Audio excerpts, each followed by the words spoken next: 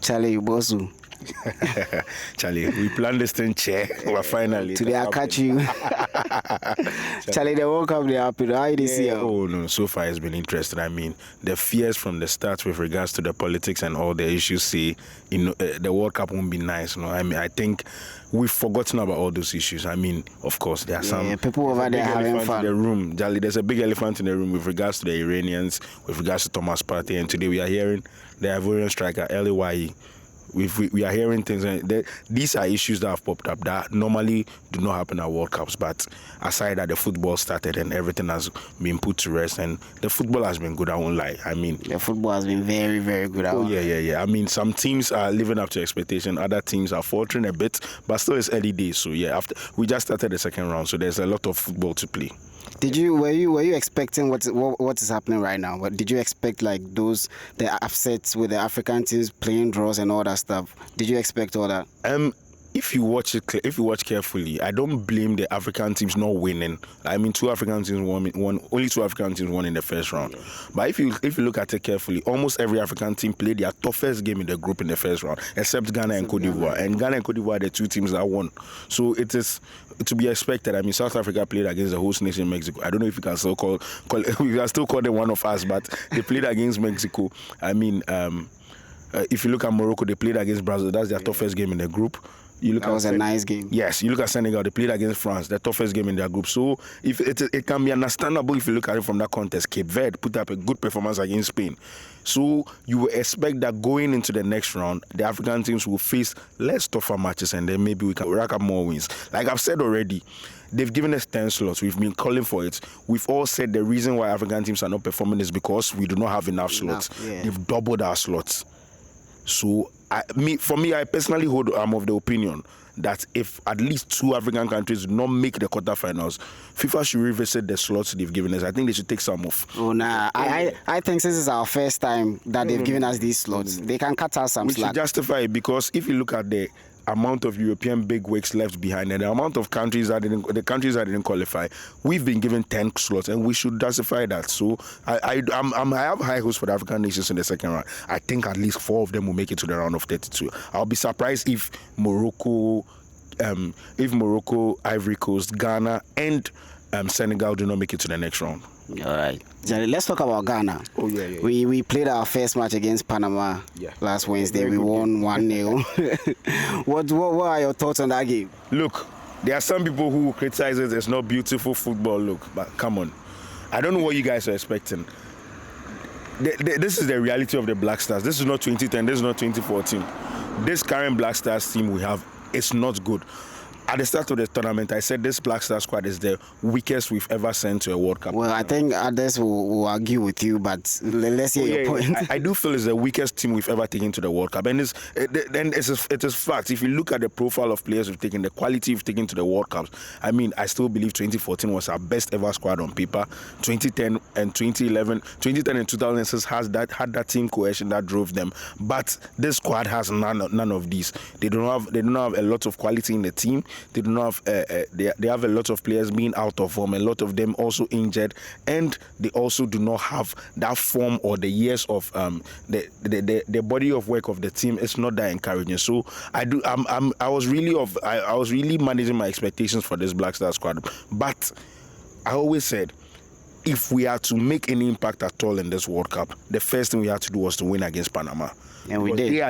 They are the on paper the weakest team we are facing in the group. So you win against Panama, then you hope for something in the next 2 games. We got our 3 points, and let's not forget, with this current system in the World Cup, with this new criteria, 3 points might even be enough to qualify us to the next round. That's true. That Caleb Younchi goal, it's of very, very great importance. That Caleb Younchi goal. But going back to the beautiful football question, look.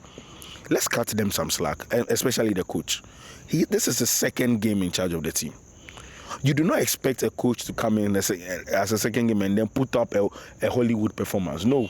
His second game is the opener of the World Cup. Yeah. This is the game he is expected to win. So he's going to do everything to get the 3 points. And I understood him in that way. I understood him in that regard. So you don't think there was nothing wrong with his starting 11? There was nothing wrong with his changes? I mean, everybody liked the changes because he brought the goal. But do you think going into our next game, he should keep the same squad starting, or he should make the changes that brought the goal? No, I can understand why he started certain players, but I wouldn't agree with that. I don't agree with certain players because I do not think, for instance, Certain players he brought on, certain players he started. I mean, I'm not a big fan of Kamaldeen Suleiman. I've even said it on this channel, I think 4 years ago. And you see, it's crazy. I said this 4 years ago, and 4 years on, nothing has changed. He's still a bad player. Sorry, bad player is harsh, but I mean, he's still not improved. I mean, we've given him a lot of chance. I don't think any Black Stars player has been given so many opportunities like Kamaldeen Suleiman. And I keep getting surprised as to why he's not been able to grab that opportunity and take everything out. Because first of all, this is a guy who joined the team in 2019. So this is his 7th year in the Black Stars. Every coach comes and they still keep calling him up, despite not giving it. I can't list 5 top games he's given us. I see your point over there, but I think what they see in him is potential. Don't you think so? Exactly, but at some point, look, you can only be a potential for so long. At some point, you have to go on and become a good player. You have to go on. He's 25 now. He's not going to be a young player forever. So if he's I think 25 is still young though. And if you look at his club career itself, he keeps getting the opportunities. He goes to he was at Stade Reims. He then gets a big transfer to Southampton in the English Premier League.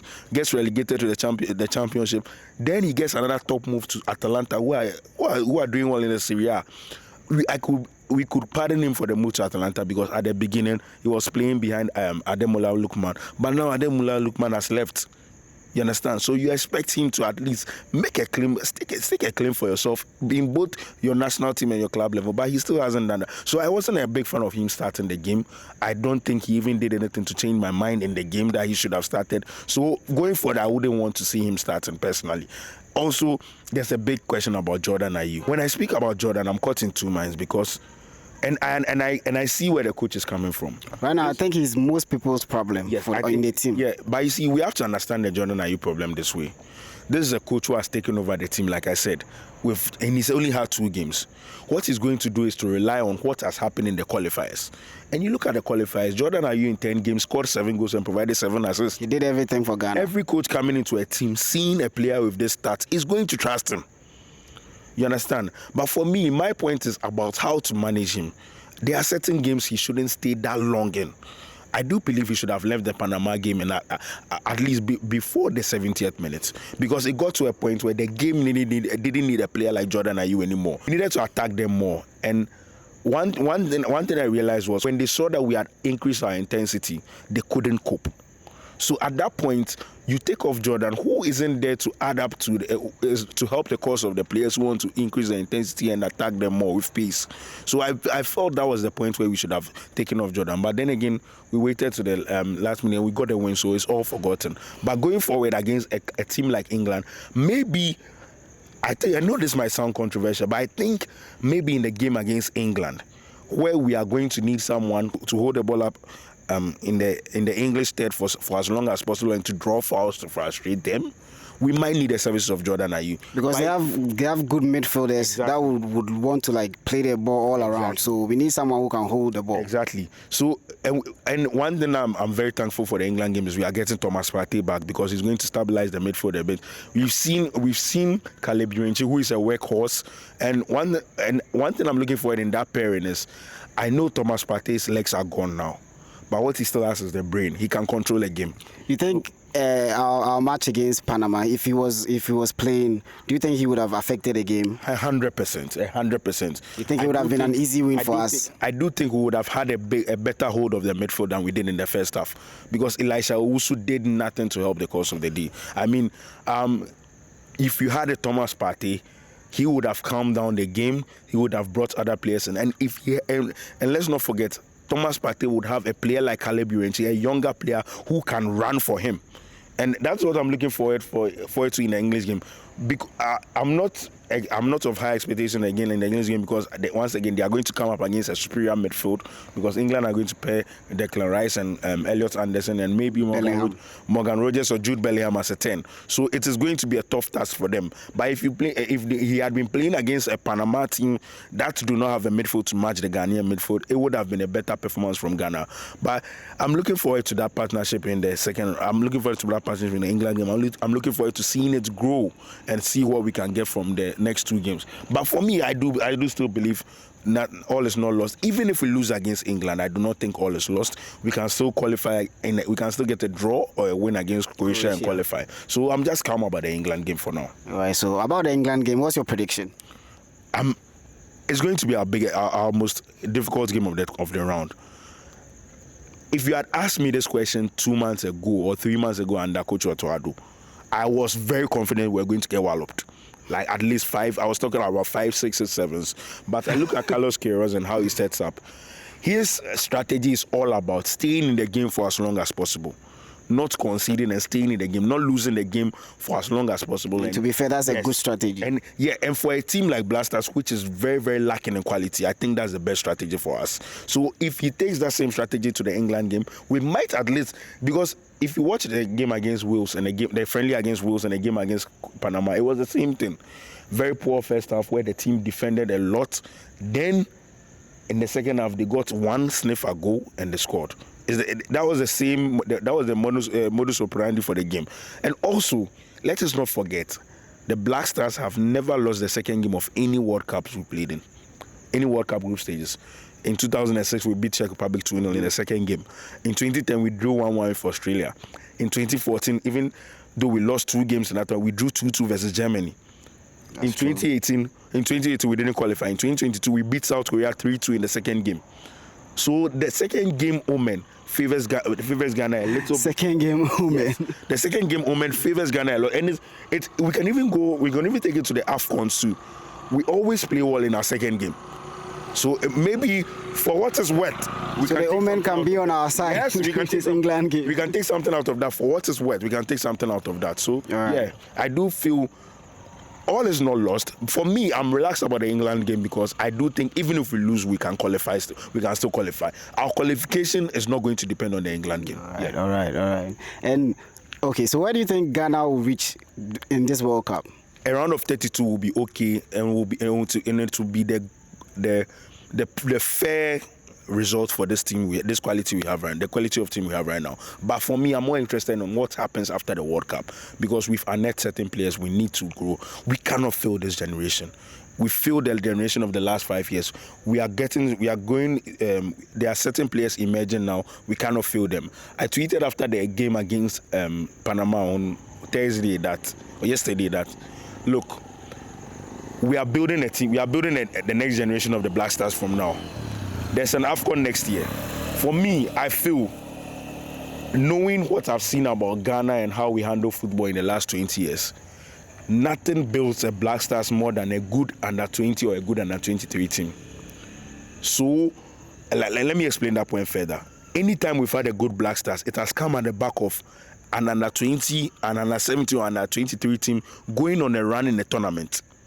Let's not forget, in 2006, when we qualified for the Black Stars, that squad mostly was a combination of the under-20 team of 1999 and 2001. When we qualified for the World Cup in 2010, it was mainly made up of the under-20 team that won the World Cup in 2009. In 2014, what we failed to do was we failed to progress the under-20 guys who played well in Chile, or I've forgotten the country, in Peru in 2013. The Clifford Abuaje, Seydou Salifu, Baba Rahman, and the rest. We failed to progress them to the World Cup squad. After the World Cup, when we did that progression we went to the AFCON final. So we need to go back to that. So you think that's the blueprint for our team? Yes. Now we have another 23 AFCON coming up soon. We've not made the Olympics in 24 years. The last time we qualified for the Football Olympics was in 2004. We have another 23 setup where we can play a Caleb Irenchi, and NS Nyama and Fatau Isaac, who are still qualified to play in under 23 for the under 23s. Let us build an under 23 around them. Let this squad, let these guys go on a run, go on a good tournament run. I know Ghanaians, they will fall in love with the team when they see them, when they fall in love with the younger age teams, when they see them going for a deep run in the tournament. If these guys are able to, if we build a formidable team led by these three players, they can go on a run, qualify for the Olympics, then we can build the Black Stars from there. We can pick these players and build the Black Stars, because this new strategy of waiting for the next right to dream talent to emerge, then we go beg some dual nationals who are not good enough to play for their countries to come and play for us. It's not going to work. That we are going to have the same things we've had in the last 2 years under Coach Otoado, where players step on the pitch and it is very clear these players do not know each other. We have an opportunity to build the Black Stars for the future. We are getting young talents. One thing I say about Ghana is, for all the wrong we do, God keeps blessing us with football talents. Because every year, almost, no matter how bad the administrators are, no matter how bad we are managing the football, every year we see talent emerging. We still get stars. Yes, we still get stars. Now we've seen Caleb Urenchi coming. There are many more guys coming up. We beg them, let us not fail this generation. Let us build the under 17s, under 20s, and help them progress well to the Black Stars. Because these guys, these talented guys that are emerging now, we cannot fail them. So for me, I'm very happy with the win. The whole country is happy. I went around town today, and yesterday rather, and it was amazing to see. Everyone is rushing to get their Ghana jerseys, and it is just lovely to see. So we know what the Black Stars do for this country. We know what a Black Stars win does for the country, does for the citizens. Let us do our football. Let us do our things right. Let us put our house in order, and let us reap from this football thing. Look, countries are building their economies through football. We cannot let them down. We cannot let the Black Stars down. So, like I said, going back to the England game, I want Ghanaians to stay calm. Manage your expectations. Even if we lose against England, it's not the end of it. We can qualify. So yeah, we can still qualify about it. But with the new player, with the new young guys coming up, we know the future is bright. Yeah. All right, bro. I know I'll see you again after the England match, and we'll discuss what's going on. All right, hopefully, bro. Like Max is saying, we can sneak a win. We will definitely sneak a win. So, bro, thank you very much. You see him again on FCTV. Subscribe. Subscribe. Thank you very much, bro. Yeah, Charlie. Thank you.